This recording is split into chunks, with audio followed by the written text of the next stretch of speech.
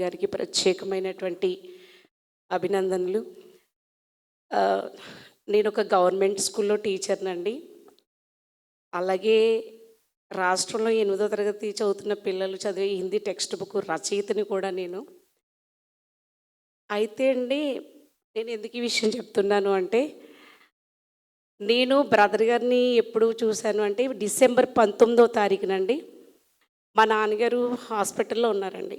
అప్పటికి 1 వీక్ నుంచి క్యాన్సర్తో పోరాడుతున్నారు. లంగ్స్ క్యాన్సర్ అండి. ఆల్రెడీ ఒక లంగ్ కంప్లీట్గా బ్రేక్ అయిపోయి సెకండ్ లంగ్ కూడా 3/4 పోయిందనమాట అండి. చాలా క్రిటికల్ కండిషన్ అండి. మేము 6 అక్క చెల్లెలు అనమాట. అందరం అమ్మాయిలవే. నాన్నగారి గురించి క్లాస్లో ఉన్నాను, పిల్లలకి ఏదో వర్క్ ఇచ్చేసాను. చాలా భారంగా ఉందండి మనసు. వాక్యాలు వినడానికని ఏదో వాక్యం వస్తూ ఉంటుంది కదా, ఓదార్పుకు అన్నట్టుగా వాక్యం చూస్తూ ఉన్నా. అందులో 15 లక్షల రూపాయలు అప్పు తీరిపోయినన్న ఒక ఆవిడ సాక్ష్యం చెప్పారండి సిస్టర్ గారు. మొట్టమొదటిగా సాక్ష్యం విన్నాను. ఇంత అద్భుతం, చాలా ఇంత అద్భుతమా అని చెప్పి సబ్స్క్రైబ్ చేస్తానండి ఛానల్. చేసిన వెంటనే జాషువా బ్రదర్ గారి షార్ట్స్ చూశానండి. ఒక్క షార్ట్ కూడా విడిచిపెట్టలేదండి. అన్ని షార్ట్స్ చూసుకుంటూ వచ్చాను. చాలా అద్భుతంగా బ్రదరు చెప్పే తీరు వండర్ఫుల్ అనమాట అండి. చాలా ఏదైతే పాల్ యాంగి చో గారు 4వ కోణం అనేటువంటి పుస్తకం నేను ఎప్పుడో 8th క్లాస్లో చదివున్నానండి. నేను చదువుకునే రోజుల్లో. అప్పుడు ఉన్నటువంటి అంశాన్ని అది చదివి విడిచిపెట్టేసి అంతే. బట్ దానికి రూపురేఖలు తీసుకొచ్చి ఇంత అంటే మీరు మరి ఎంతవరకు ఫాలో అవుతున్నారో నాకు తెలీదు. యూట్యూబ్లో బ్రదర్ చెప్పేటువంటి మెసేజెస్ అండి వండర్ అన్నమాట. ఆ ఒక్క మాట లేనిది ఉన్నట్టుగా పలకటం అనేటువంటి అద్భుతమైనటువంటి అంశానికి ఒక రూపాన్ని ఇచ్చేశారండి. ప్రాణం పోసేశారు అట్లా. ఏమండి, ఇవాళ చూడండి, కుమారి సిస్టర్ గారు చెప్పినటువంటి ఆవిడ సాక్ష్యాలు నేను 3 విన్నాను యూట్యూబ్లో. ఆవిడ చెప్పేటువంటి ఘంటాపదంగా అసలు పరమతండ్రి వారికి ఎంత మహిమ కలగాలో మరి అద్భుతమైన పాత్ర ఇవాళ ఇక్కడ నిలబడి చెప్తుంది ఆవిడంటే. మరి జాషువా బ్రదర్ గారు చెప్పేటువంటి వాక్యాలు, అలాగే శ్రావణి సిస్టర్ గారు ప్రత్యేకించి షార్ట్స్లో కానివ్వండి, ఆవిడ జీవిత సాక్షి నేను 2 సార్లు విన్నాను. అంటే పరమతండ్రి వారండి ఘనమైన పాత్రగా ఆయన మన తల్లి గర్భంలో పడక ముందే ఏర్పరచుకున్నారు వీరిని. నిజంగా చాలా అద్భుతం అనమాట అండి. నేను చెప్పాల్సిన సాక్ష్యం ఏంటంటే అండి, నేను ఉండేటువంటి గ్రామం చాలా పల్లెటూరు అండి. మా ఊర్లో మా ఇంటి పక్కనే టెంపుల్ అనమాట. వినాయక వరలక్ష్మి వ్రతం అని జరుగుతుంది కదండి, ఆ ఫెస్టివల్కి మొదలవుతుందండి మైక్ మా గుడి దగ్గర. అప్పటి నుంచండి ఆ పండగ దగ్గర నుంచి భజనలు అనమాట. ప్రతిరోజు తెల్లవారుజామున వాళ్ళు 4 గంటలకే మొదలెడతారండి. 4 గంటల నుంచి భజనలు మొదలు పెడతారు. అక్కడి నుంచి మొదలై చవితి తర్వాత మళ్ళీ దసరా మాలలు, ఆ తర్వాత అయ్యప్ప మాలలు అంటూ మీరు నమ్మరండి. సంక్రాంతి డిసెంబర్ నెలలో వరకు అయ్యప్ప మాలలు ఉంటాయి కదండి, ఇది జ్యోతికి వెళ్తారు. అప్పటి వరకు దద్దరిల్లిపోతాయి అనమాట అండి. నేను ప్రతిసారి అవి వినేటప్పుడు పరమతండ్రి సర్వోన్నతుడైన నిన్ను ఆరాధిస్తున్నాం మేము, కానీ ఎవరం కూడా క్రిస్టియన్స్ ఎవరం కూడా అంత ఎర్లీగా ఎంత భక్తి శ్రద్ధలతో పూజ చేయలేకపోతున్నాం, మిమ్మల్ని ఆరాధించలేకపోతున్నాం. అలా ఆరాధించే కృప కలిగి ఉంటే ఎంత బాగుండునో అని. మరి నిజంగా అండి బ్రదర్ గారు 3:30కి, నేను డిసెంబర్ 19th వినటం, 20th నుంచి 3:30 ఏ రోజు మిస్ అవ్వలేదండి. 3:30కి వినటం, 22nd మా నాన్నగారు స్వర్గస్థులయ్యారండి. ఆ సమయంలో కూడా చాలా ఇంకా బ్రదర్ చెప్పినటువంటి లేఖనాలు ఏవైతే ఉన్నాయో, ఆ నాన్నగారు ఇదైనప్పుడు కూడా చాలా కార్యక్రమాల విషయంలో మేము స్తుతించుకుంటూ ఉన్నాం పరమతండ్రిని.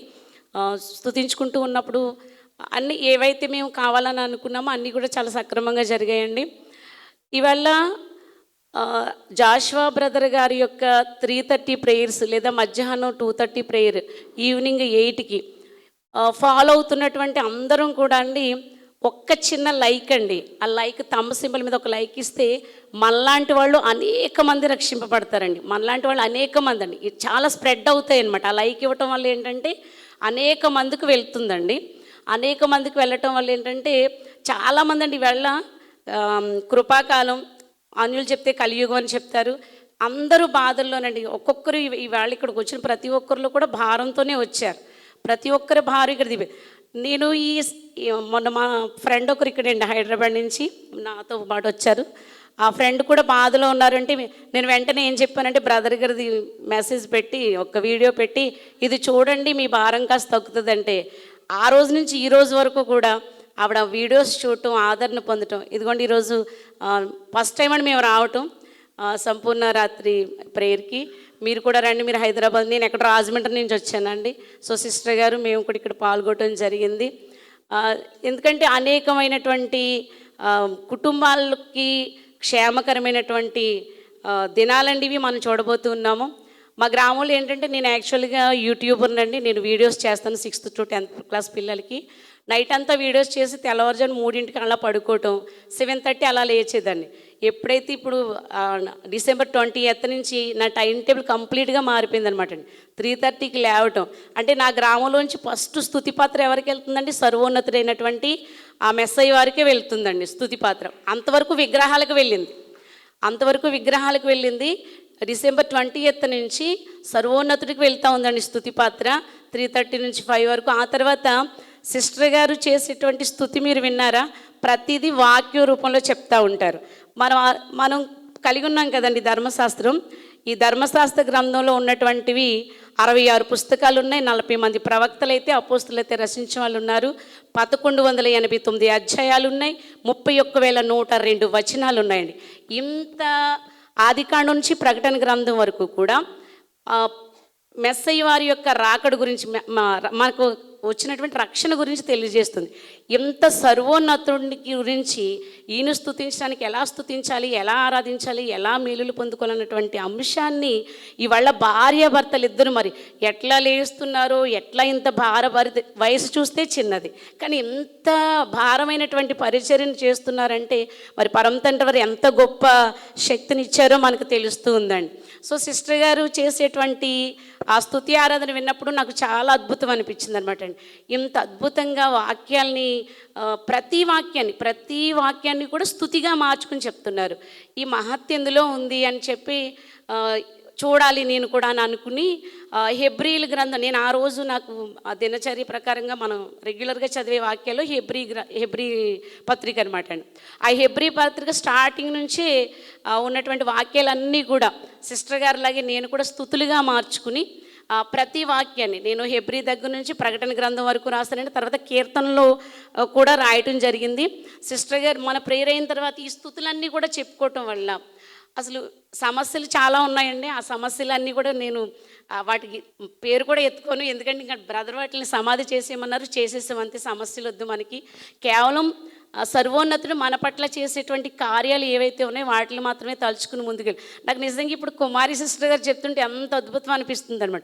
అది చూడండి, ఆవిడ చాలా ఈజీగా ఒక అన్యురాలు కనపడటం, ఎప్పుడు నువ్వు నా తండ్రి, నువ్వు కూడా నా దేవుడి దగ్గరికి ఎప్పుడు వస్తావు అని అనుకోవటం, పరమ తండ్రి వారు కూడా వాక్కుకి జీవం పొయ్యటం, మన దగ్గర తీసుకొచ్చి సాక్షిగా నిలబడటం, ఇన్ని అద్భుతాలు ఎక్కడ జరుగుతున్నాయో చెప్పండి. నిజంగా మరి పరమ తండ్రి వారు ప్రత్యేకమైనటువంటి దీవెనలు జాషువా బ్రదర్స్ రావు సిస్టర్ గారికి ఇచ్చారు. మరింతగా ఇచ్చి ఇక్కడ మన యొక్క ఫ్యామిలీ ఏదైతే ఉందో ఈ ఫ్యామిలీని మరింత అభివృద్ధి చెందించాలి.